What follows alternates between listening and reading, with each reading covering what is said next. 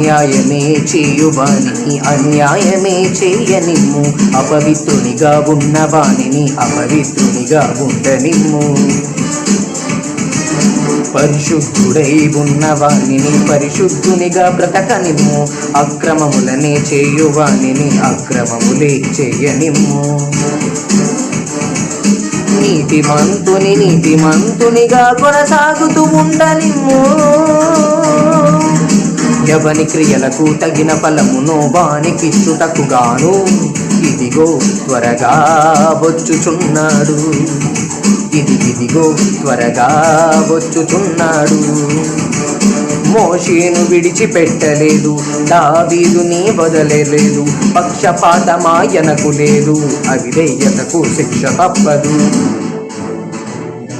క్రీస్తు న్యాయ పీఠం ఎదుట